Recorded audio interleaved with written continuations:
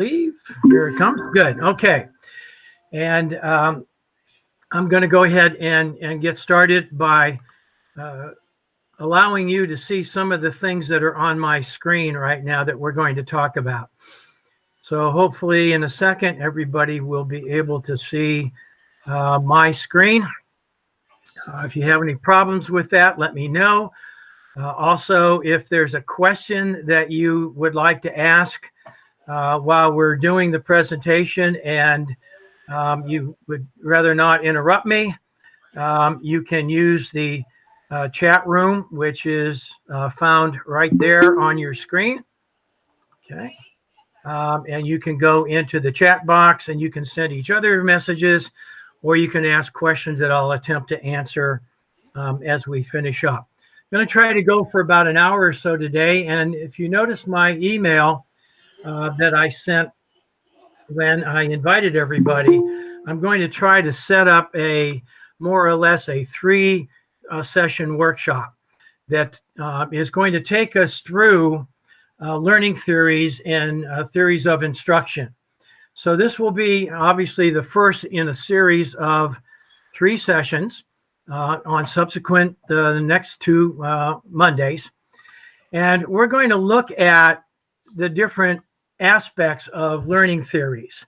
It's a topic, a subject, a course that we teach in our pre-service education courses to freshmen, sophomores, sometimes juniors who are considering a position in K-12 education.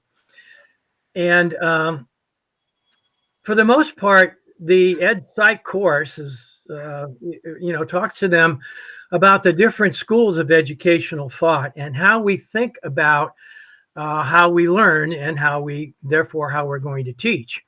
So tonight is going to be that introduction into the schools of Ed Psych and learning theories. Next Monday, we're going to talk a bit about the applications of those theories in a classroom.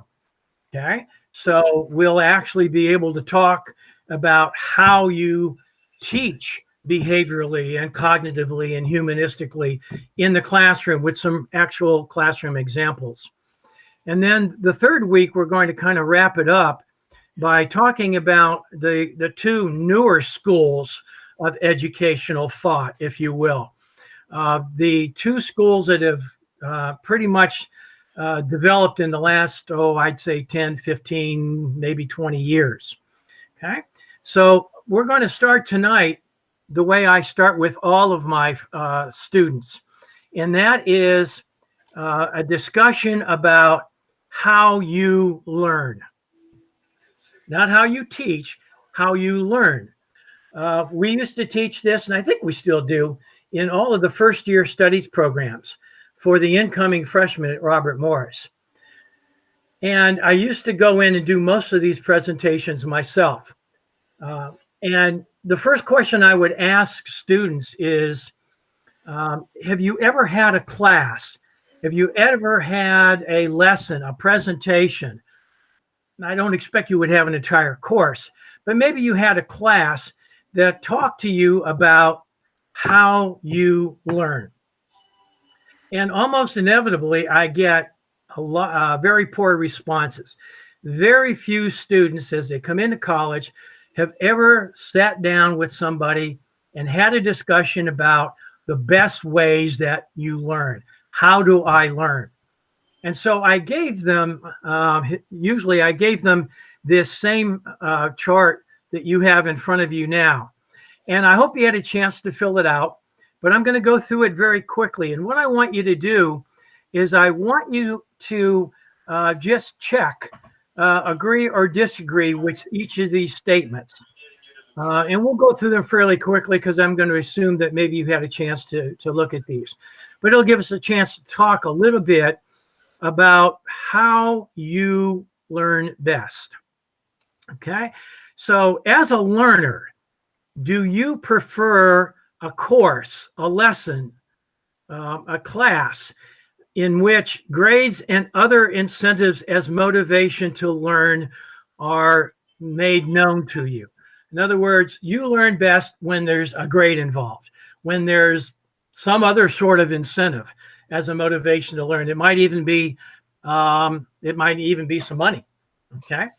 Okay. If you agree with that statement, just check that real quick.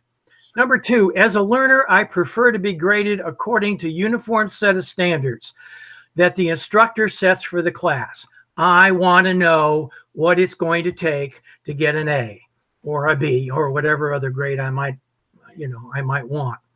And number 3, as a learner, I learn best when the instructor presents me with an organized curriculum, something that is carefully sequenced. Okay, I want to know where we're going. I want to know the steps it's going to take to get there. Okay, so we'll find out, we'll do a roll here in a minute to find out how many of you agreed with all 3 of those statements.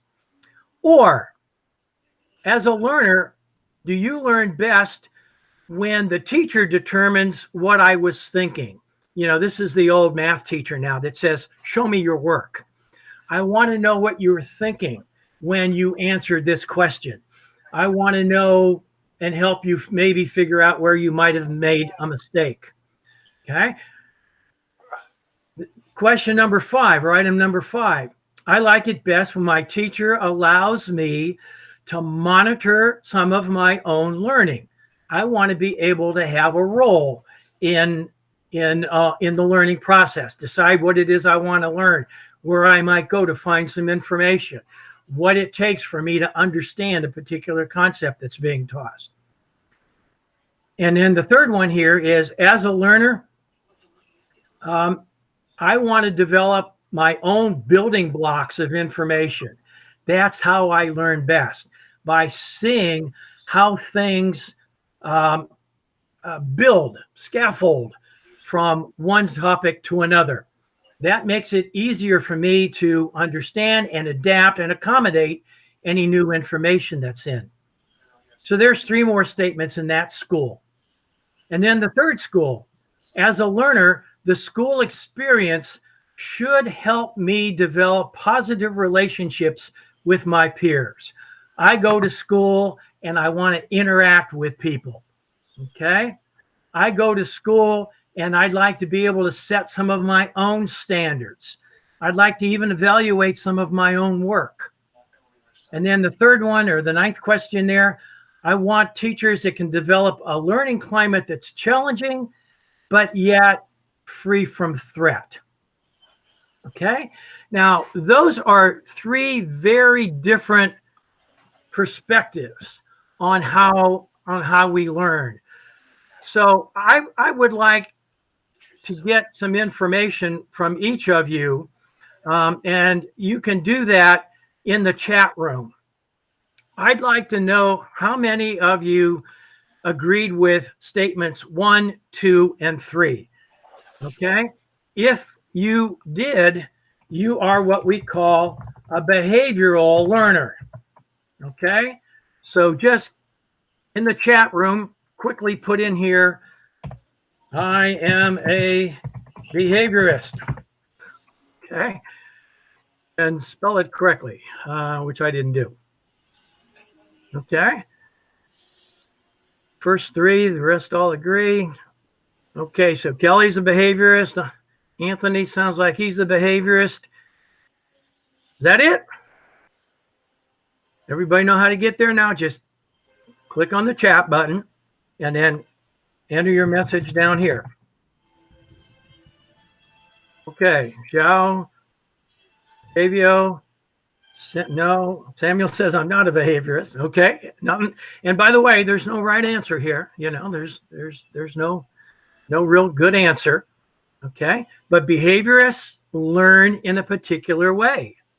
Okay, they like things sequential. They like to understand what's going on in terms of the sequence. You get the idea. Let's find out how many of you are cognitivists. Okay, a cognitive learner looks at things like prior knowledge, building blocks. I want to understand what's going on by adapting it or accommodating to something I already know. That's the cognitive learner. Okay. How many of you are cognitivists? Carl, Petros. Okay. Okay. And now my third group. These are my humanists. I believe that learning involves, well, there's an old saying that says, if you're a humanist, I don't teach, I never taught if you didn't learn. Okay? So the humanist believes in adapting the information to their own understanding, their own experiences. I want to know, I'm in school and I want to be there. Okay. Strongly cognitive. Again, so Anthony just kind of gave us a little clue here. You may have clicked agree on several different boxes and maybe all three of these groups. But if you think about yourself as a learner, not how you want to teach, because we all want to be eclectic teachers. We all want to teach in different modalities so our students can learn. But for us as a learner, for me as a learner, you have to walk away from this exercise knowing what you are. Okay? I tell my students right off the bat, I'm a behaviorist. If you look at my Blackboard site, okay? If you look at my Blackboard site, there is sequence. There is order.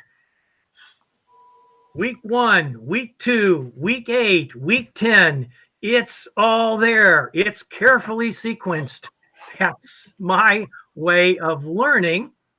And as you might expect, where I'm going with this is, if you are a behavioral learner, chances are very good you're going to be predominantly a behavioral teacher. Okay. Now, what we're doing here for the next 3 weeks is coming to an understanding of what we are so that we can appreciate other students that we're teaching that don't learn the way we teach. Okay. I might have some cognitive learners in my class, and they're not always excited about having a course that is prescriptive, that is so sequenced. They want to explore things. They want to discover other things that are going on. Let's see. I might, as a learner, I learn best when the teacher determines what blah blah. I've got some people that must still have their microphones on, and that's okay, but you're bleeding over to the rest of us. So do me a favor and mute your microphone. Okay. Unless you have a question. Okay, Dennis, I think I got your microphone still on. Okay. So mute that for me so we don't hear what's going on in the background. If you have a question, okay, please feel free to interrupt me, and we can talk about these kinds of things. Yep. Nope, I cannot. Okay. Now, isn't it interesting that some of our teaching faculty are in each of these 3 schools? We have some that say, hey, I'm a behavioral teacher. I agree with them, and that's kind of the way I learn, and maybe that's the way I teach. But then we had some that said, no, I'm a cognitivist. I like to look at building knowledge, prior knowledge. Okay. So we need to, and then we've got what I always call my warm and fuzzy faculty, right? Who are the humanists.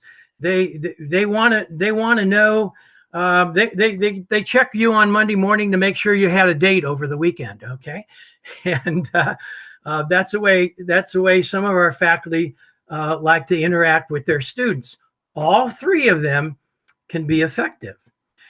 The issue is you've got to understand you've got students in the other 2 categories that may not learn the way you're teaching. I had a engineering faculty a couple of years ago. We were talking, we were having lunch or something, and we were talking. He says, I've been at Robert Morris for about 3 years. I've taught, this is my 5th semester that I'm teaching this engineering course. And in the previous semesters, my students always got it. They did really well. They picked up what I was, my lectures. They liked my my materials, the textbook I was using. They did very well on their final exams. And then this semester happened, and my students were telling me they didn't understand what I was trying to lecture them. They needed more examples. They didn't do very well on my quizzes and exams, and I don't know what happened. And I said, there it is. Let's talk a little bit about this. You probably taught the way that you learned, and you just got lucky for the first couple of semesters with students that were learning the way you taught. This semester, it was different. They learn a little differently, and you didn't see it coming. Okay. And now once I started talking about that, he said, oh, that's exactly right. That's exactly what was happening. Okay. And so we're going to spend a little bit of time today on a website that I make available to you called Learning Theories, a Primer Exercise. It's a website that is fairly comprehensive, quite involved. And it can go on you can spend quite a bit of time with it. And I offered it to students that were beginning a doctoral program in education. And they came up and they said, I haven't been in school for 20 years. I don't remember anything about educational psychology. I don't remember anything about learning theories. Is there any way you can help me? And so I created this little primer exercise, which talks about the 3 schools of educational psychology. And it even uses pretty much the same questions to begin as we just did. Okay. And so we're going to spend a little more time right now and talk about these 3 schools in a little bit more detail. Okay. And we're going to start with the oldest school of educational psychology first. And that is the school of behaviorism. Okay. For those of you that have taken psychology, you might remember these 2 names that you see here. A guy named Ivan Pavlov and a guy named B.F. Skinner. They were not educational psychologists. They were practicing psychologists. Okay. Actually, Pavlov wasn't even a psychologist. He was more of a, he looked at anatomy. He was looking at different kinds of questions. But the things that these 2 gentlemen produced for us was the first real wave of making teaching more scientific, if that's the right word. Okay.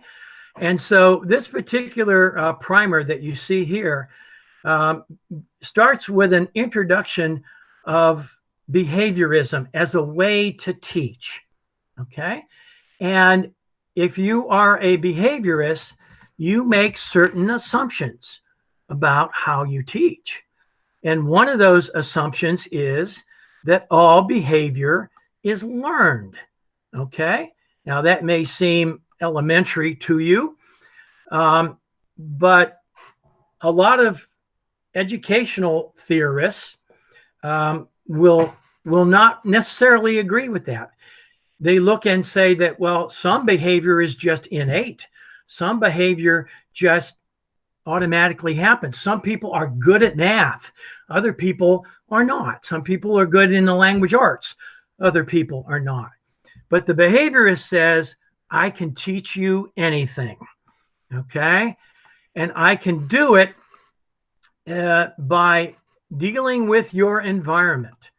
Okay. The environment is the key to learning. My classroom is my key to successful learning. Okay. And I can teach it with a network of rewards and reinforcement. Okay. The behaviorist believes that helping a student get the right answer should be followed up by some sort of positive reinforcement. Okay.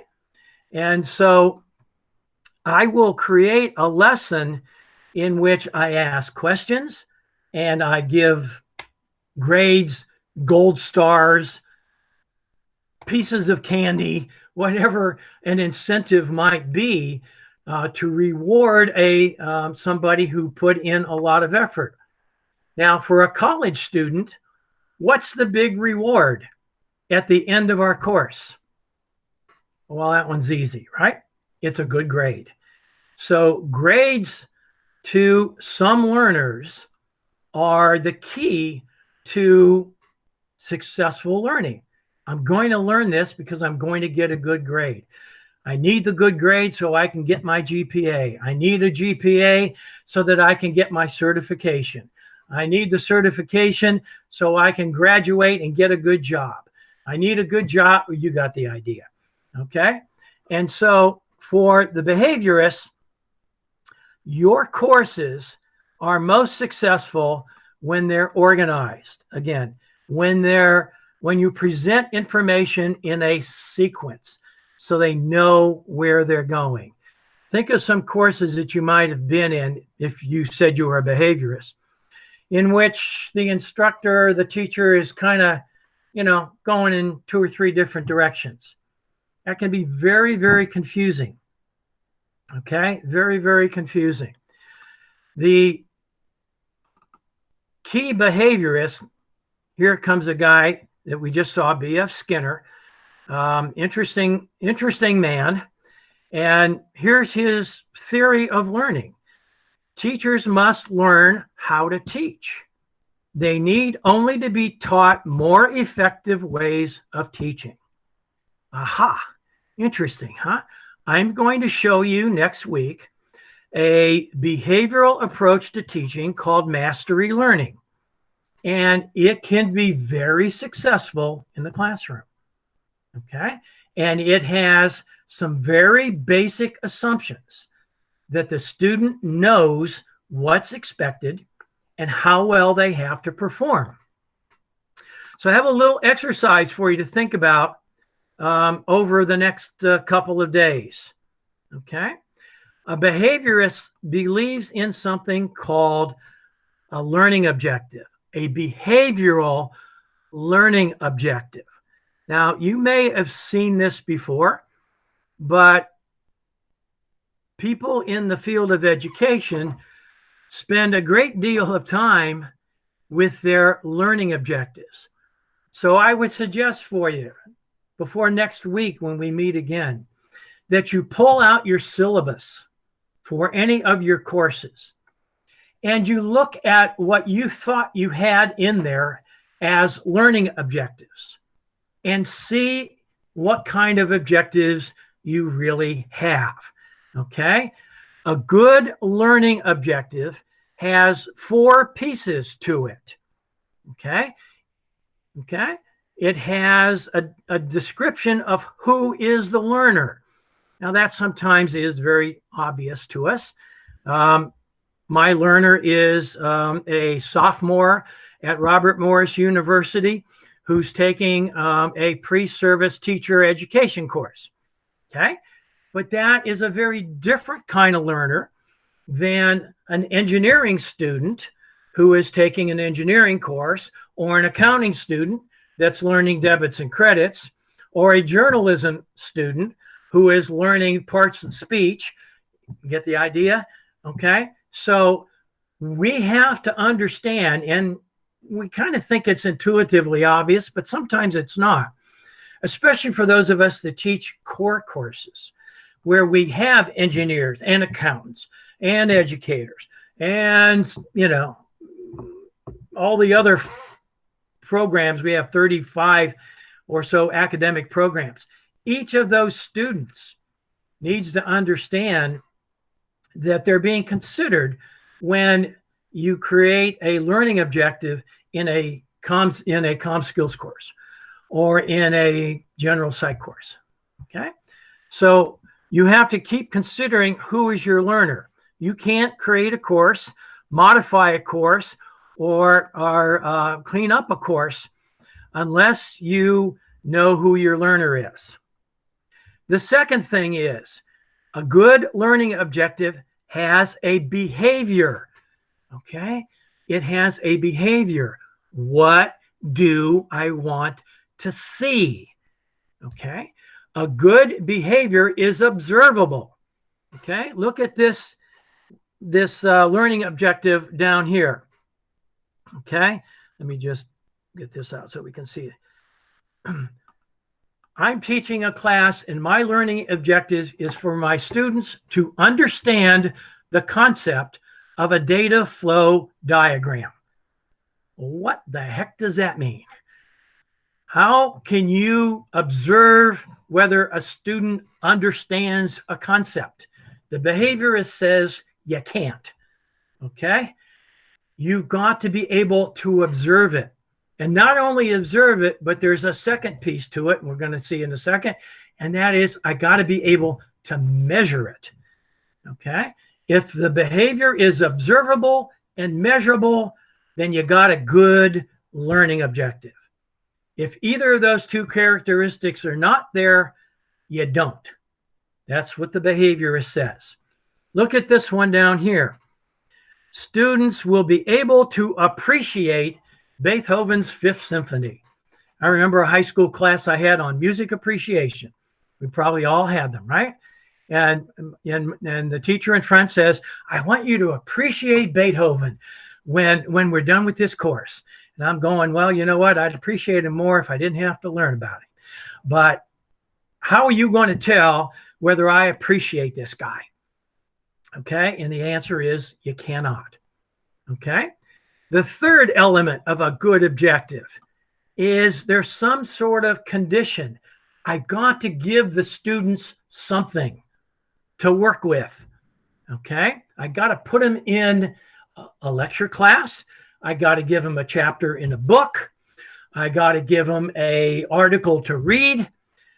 But how many of us have ever been in a class where you've taken 2 weeks worth of this guy's lecture, and she gives you an exam at the end of this 2 weeks, okay, a midterm exam, and you look at question number 5 and you go, where did that come from? I don't remember her ever talking about that. I don't remember him ever giving that. I know I didn't read it in the textbook. Where did that question come from? Well, if you've got a good learning objective, the student will know exactly where that came from. Okay? Look at this learning objective down here.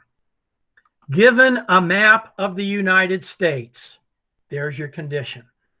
Given chapter 4 in the book, there's your it doesn't have to be overly precise, but the student should know where the information is coming from. Okay, it could be a PowerPoint presentation that you're giving them. It could be an APA reference manual that you wanted to use. But whatever that condition is, it should be stated in your objective. Otherwise, they're going to ask you that question. Where'd that come from? Okay. If that's in your objective, you can say, I just told you where it was from. It's from chapter 4 of the book. And if you didn't read the chapter, you're not going to get it. Okay. And then the last element, the fourth element, is the criteria. How good do you want the student to perform? Okay. So again, here's a really good learning objective down here. Let's see if you can identify the 4 pieces. Given a map of the United States, There's your condition, right? Okay. Fifth grade students, there's your audience. This is not going to be a good learning objective for a high school kid. This is not going to be a good learning objective for a kid in college. It's not going to be a good learning objective for a first grader. I'm creating this objective and I'm going to teach to a fifth grade student. So there is your audience. The student will be able to correctly match a behavior. Are you going to be able to observe that match? Well, sure. I'll give you a piece of paper. It'll have the 50 states over here. It'll have the capital cities over here. And I want you to draw lines. I want you to match. But there's no confusion. Okay. The actual behavior is going to be very observable, and I can measure it. If you send it to the wrong place, if you put the box in the wrong area, I'm going to know it. I can't observe it if I ask you to understand, but I can observe it if I have you match things, if I have you answer questions on an exam. Then there's a lot of things that we do in our classes that make behavior quite easy. Okay, but to know, to appreciate, to come to love something, those are to the behaviorist are not good skills. Okay, and then I'm going to have you match all 50 states with its capital. So there's my criteria. Next week, when we talk about mastery learning, I'm going to bring the behavioral learning objective up again. Okay, because the behavioral learning objective is part of mastery. Okay, so we'll explore that a little bit more. But you can see that without all four of these pieces, okay, it's very difficult for me to gauge student outcomes, to know whether you've mastered, whether you understood, whether you learned the content that I'm going to be covering. Okay, so that's kind of behaviorism, okay? And it has those elements that are important. We have a stimulus, we have a response, we ask a question, we get an answer, we reinforce the answer, okay? We ask, we present a lecture, we hand out a test, we give them a grade. That's the behavioral way of teaching and learning. And as you might remember, Pavlov was around in the late 1800s. Skinner did his big thing with pigeons and rats, in the 1950s and 60s. And we used behavioral learning for many, many, many years. For those of you that might have had any experience in the military, okay, learning in the military was done with things like mail order, courses. It was done in the 1960s with computer-assisted instruction.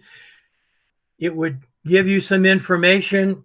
It would ask you a question. You would respond to the question, and it gave you some reinforcement, some feedback. Yes, you're right. No, you're wrong. Okay. That was a very behavioral way of teaching. And that's how we kind of grew up. In the 1960s and 70s, another group of educational psychologists, and these were probably the first ones who were really and truly educators and not just psychologists, they started looking at a different way of learning. And they came up with this idea that learning was a cognitive process. And I got to hope that a lot of us think that that's where we are today. A lot of us think that that's really true. We learn best when we understand how we learn. Okay. Some of us learn best visually. Some of us learn best when we hear something. Some of us learn best kinesthetically. Okay. And so the cognitive came up with a different perspective. And they said it's not so much stimulus, response, and reinforcement as it is about building blocks, understanding prior knowledge. And it's really why we have many of our academic programs that we have in college or high school. Okay. When we present accounting, we start with an intro to accounting, right? And we build the basic blocks of accounting. Then we have, and don't quote me on this, financial accounting, and then managerial accounting, and then cost accounting, and then auditing. And we build those blocks throughout the 3 or 4 years of our academic program to bring the student along cognitively, to let him develop all those. It's also a good understanding of what happens when somebody didn't get the basics, right? If you didn't take the accounting 101 class and you jumped into a second piece, the instructors are going to expect you to have some basic understanding, right? And if you didn't get it, you're going to have trouble building on that. The cognitivists love to talk about prior knowledge. Okay. When a 4th grade teacher gets a new student in her class, what's one of the first things she's going to do? She's going to run down to the 3rd grade teacher and said, "Hey, how did Bethany do last year? Okay. Was she a good student? Did she understand it? Well, she was pretty good in this, but she never really got math very well. Okay. I understand prior knowledge." Okay. And so the cognitive, if you are a cognitive teacher, you are going to spend some time reviewing something from a previous course. I teach a course on technology in the classroom. And on the very first day, I bring, when I talk to my students, I said, I hope you had this other course first. Okay, because I'm going to assume you know certain fundamental things. Like there's a gen ed course on, was it information systems, or it's basically a Microsoft Office course, at least it used to be. Okay, I'm going to assume you had that core course. I'm not going to sit here and have to explain to you how to use a mouse or how to click on a file or how to launch a web browser. I'm going to assume you know how to do that. 15 years ago, when I was teaching those courses, that was an issue. Today, not so much. But they still have to have certain basic prior knowledge before moving on into a course. That's why we sequence the courses the way we do. We have freshman level courses and sophomore level courses, not because we think they're more ready as a junior, but because they needed the fundamentals at an earlier one. So if you're cognitivist, prior knowledge is big for you. Also, we call the cognitivists the ages and stages people, okay? They believe that certain things happen at certain stages of your life, and until you get to be so old, you can't do it. Let me show you some examples. All right, here's Piaget. He has what he calls his 4 stages of cognitive development. Okay? Stage, and unfortunately, for somebody like Piaget, who's kind of like the poster child of cognitivism, his work was done mostly with children, young children, rather than college kids like we're dealing with. But still, we can learn something from it. Okay? He talks about the very first stage of cognitive development being the sensory motor stage, right? For those of us with kids, we agree with that, right? How do little kids learn when they first start out? It's almost everything by touch and half of the stuff in the mouth, right? So that's how they learn from about birth to 2 years old. Then they start to develop language, and they can understand how language and words are representations of things. You know, there was an old Bill Cosby joke one time about his little kid that came up and he said, you know, he was trying to teach him something in math, and he said, "Yeah, 2 and 2 is 4. Yeah, Dad, that's it. 2 and 2 is 4. Yeah, 2 and 2 is 4. What's a 4?" You know, until you get to be 3 to 7 years old, you don't know what a 4 is. Okay. You don't know as you're driving down the street that golden arch that you're passing is your favorite place to eat. But by the time you're 3, 4, 5 years old, you got it figured out, don't you? Okay. We can't teach a child about McDonald's until they're old enough to think about language and intelligence. By the time you're 7 to 11 years old, you learn best. Oh, sorry about that. You learn best concretely. Okay. You learn best by touching and feeling something. Educators call these things manipulatives. Okay. I got 4 apples over here and I got 6 apples over here. If I take 2 apples from this and put them over to here, you know, a child between 7 and 11, a concrete thinker, needs to see that stuff. When you teach engineering, you're going to have students, even though this says 7 to 11, you're going to have some adult learners. You're going to have some college students who are still thinking concretely. They need to see something. Okay? That's how they learn best. And you need to think about that. Okay, you need to understand that there are still concrete. I learned some things concretely now, well advanced here. And there are still some things I need to read and see concretely. Okay. You can't begin to start thinking abstractly, hypothetically, until you're at least 11, 12, and into your adolescent ages. Okay? You can't think abstractly about something. It makes no sense to you until you're old enough to have your brain formed so you can think in what's called formal operations. Just think of it as abstract thinking. And again, in college, we've got some students, when I sit down and talk to them about a theory of education, they can understand that. It makes sense to them. Other students in the class are going, "Give me an example. Show me something. I don't understand what it is you're trying to say." And so that is something for you to think about as a college teacher.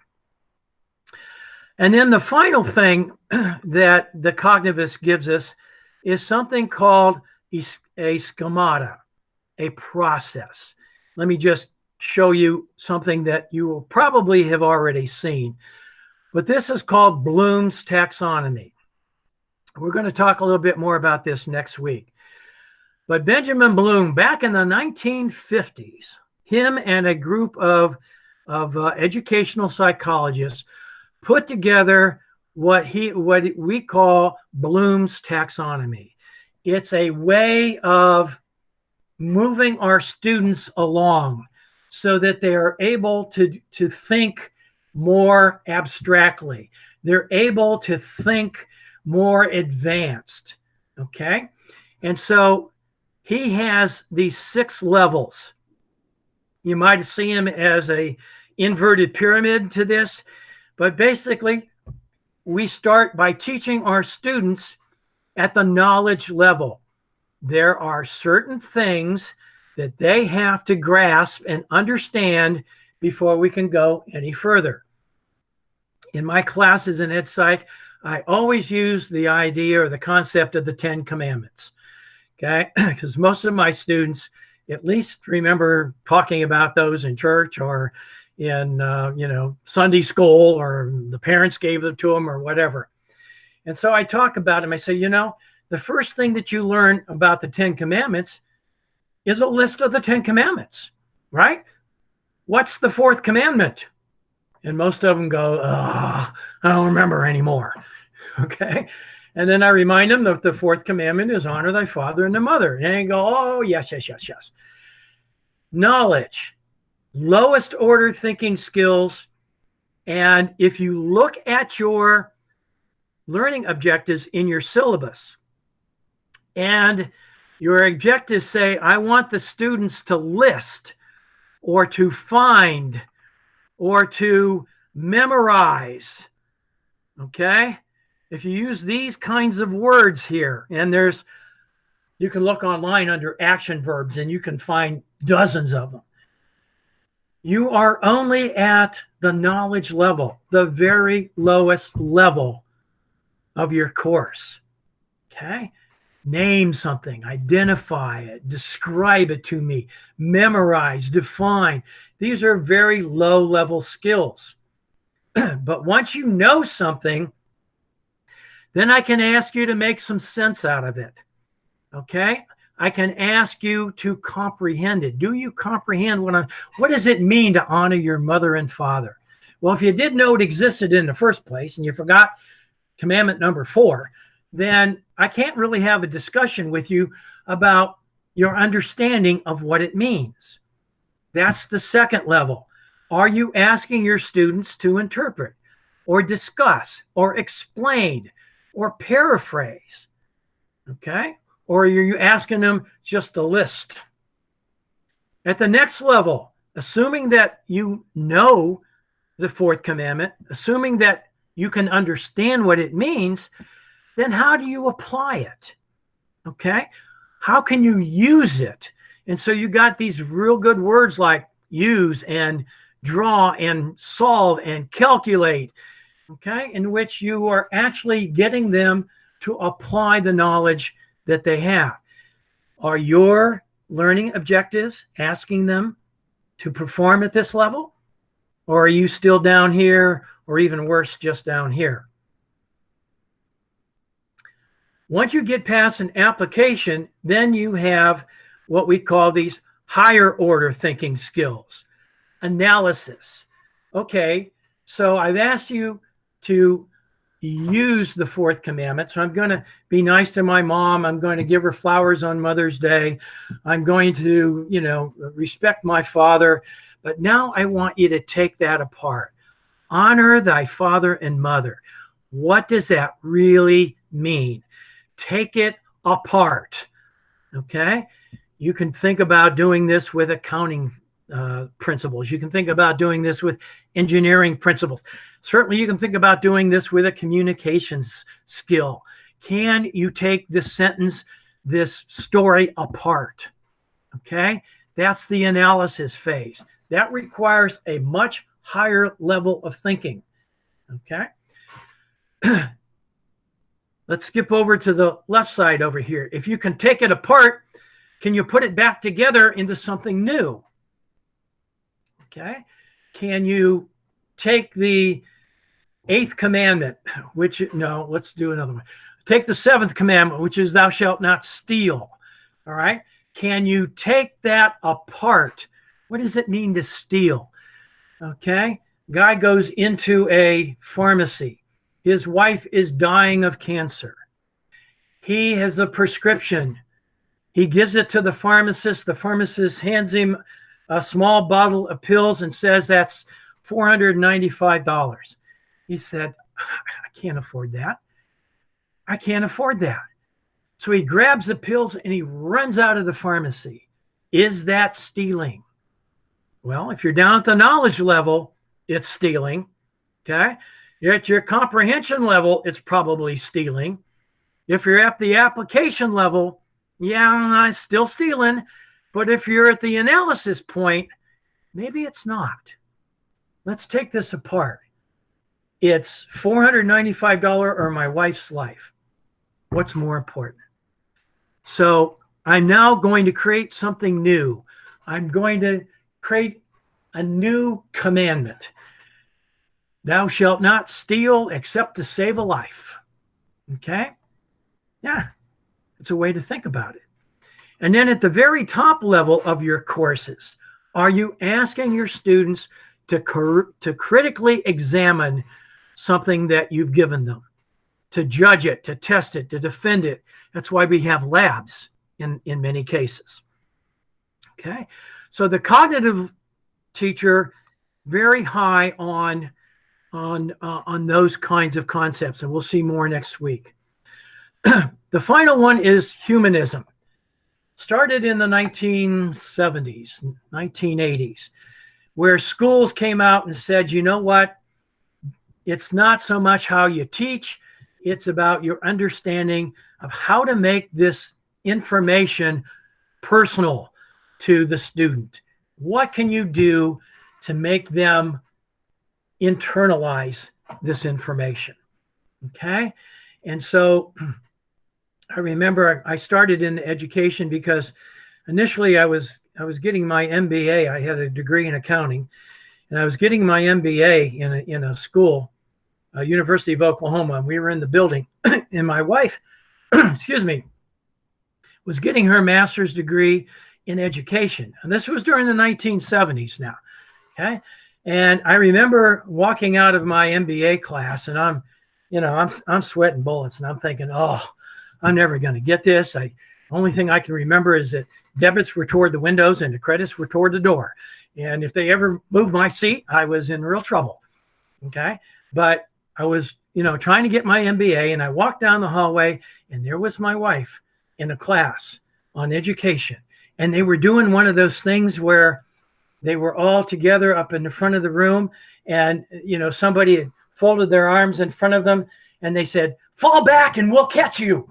And I said, that looks like a hell of a lot more fun than what I'm doing. And it was one of the reasons I think I became an educator, because I just, humanism was important.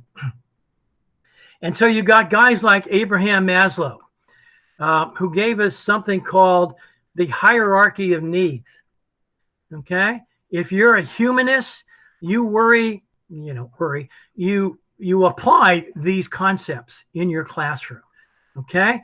I want to make sure my students feel safe. I want to make sure they have this idea of love and belonging. I want to make sure they are respected in the classroom and nobody makes fun of them. Down here, the physiological needs. Boy, isn't that what's going on right now? We're hearing about schools and what they're doing in this pandemic.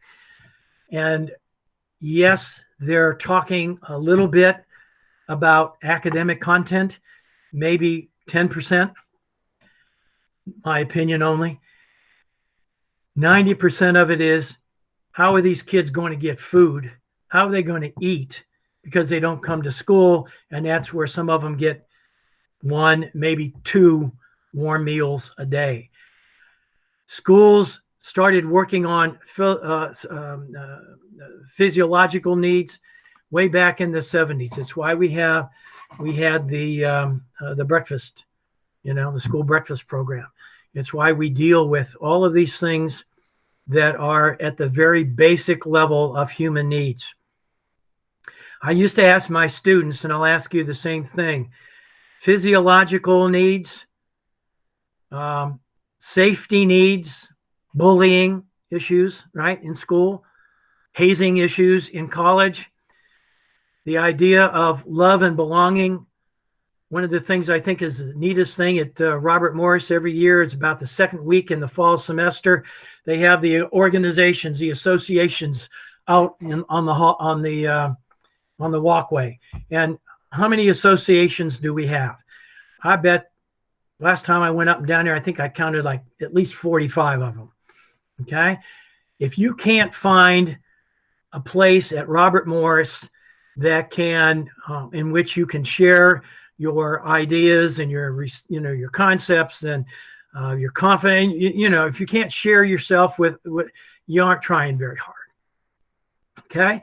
And then there's this top level of Maslow, and that is self-actualization, where you internalize things. The humanist is concerned with all 5 of those levels in her classroom. Okay. All right. In this primer that I just introduced to you, each of the schools has an expanded discussion. So you can go into any of these schools that you think you are and learn more about guys like Jean Piaget, okay, and some of the neat tests that he did about cognitive psychology. You can go and look at humanism and learn more about a guy like Carl Rogers, who talks about the freedom to learn and how we have a natural desire to learn, something that sometimes we forget about our students. Sometimes it's something we forget about ourselves, okay? But that natural desire to learn means that they need to learn things that are significant and meaningful. Okay, how many times have we had a student come up and say, when am I ever going to use that? Okay. From a humanistic point of view, you've missed the boat. You haven't explained to the students why this lesson, this course that you're teaching is important to them. Okay. It's something that you probably ought to do the first day of class. Okay. The reason you're here for the humanists is because this is a significant course in your program of study. This is an ethics course, and you will run across these problems for the rest of your life. Okay? The humanist has got to be free from threat. And the biggest difference here is that the teacher is always thought as the facilitator now. Okay? I'm not the age on the stage. I'm not the professor giving you the wisdom of my years. I'm a facilitator of learning if you're the humanist. So if you got students like that learn best humanistically, you have to help facilitate that learning.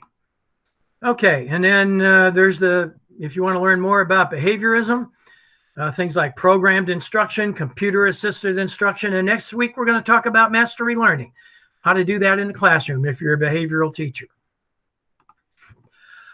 Okay, I'll stop. And you can all cheer that we stopped. But I really am presenting these things to you, and I'd like a little feedback from you right now. What do you think? What kind of teacher are you, Amy? And did this make any sense to you at all? Unmute. I got it. I got it. This was a great refresher because I recall all of this information in my graduate studies. And I was just really thinking about the course I'm about to teach this summer in structured literacy and how I can go back to the syllabus and sort of look at the different pieces of what we're doing and think about, okay, where am I approaching all of these pieces? Can I categorize them into these 3 areas? Because I do think that I've got all 3 going for sure. But I want to go back and look at it. So thank you.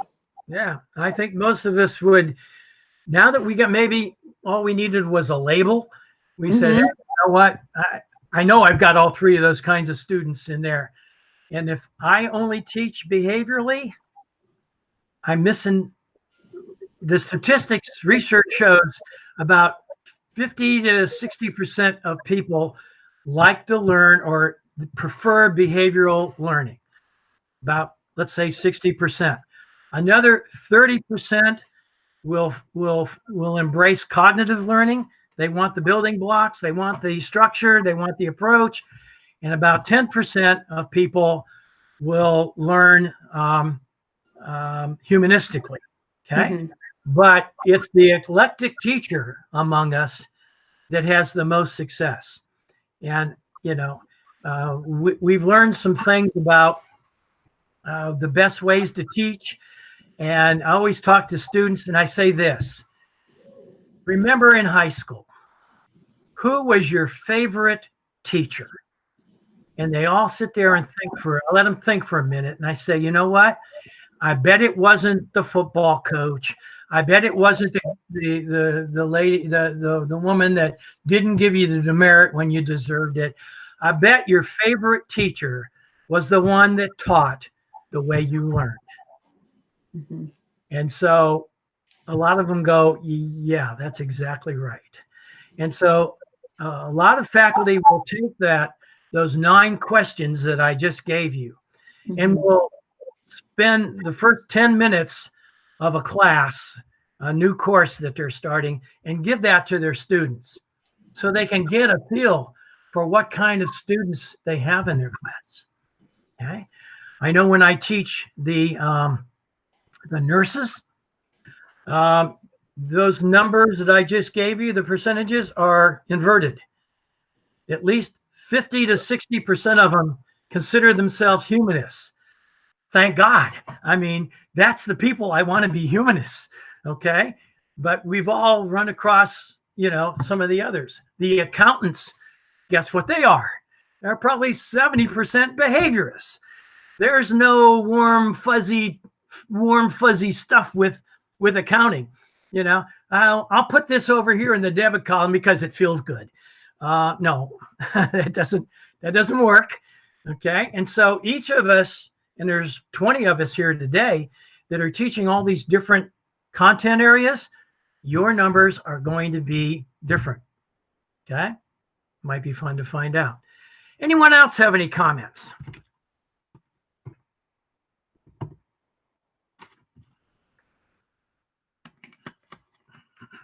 I would have a question. If you have the references for the books from Pavlov, Skinner, and the New Wave, it seems the humanistic New Wave, I would like to take a peek at that.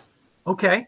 I will send out, when we're done here, probably tomorrow, a link to this recording, because there are some folks that would like to join us for number 2 and 3 and weren't able to be here tonight. And I highly recommend that you go out to that website that I gave you, because there's links in there. Their references are in there. There's references to other textbooks and things. But when you're done with all 3 of these classes, I won't call them classes, these workshops that we're doing, I will send you a copy of the book that I use, that I authored in my class.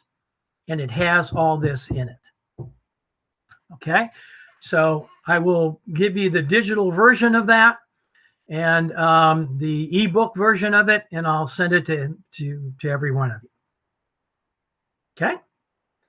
Okay. I'm going to stop the recording now. Maybe. There we go. Okay.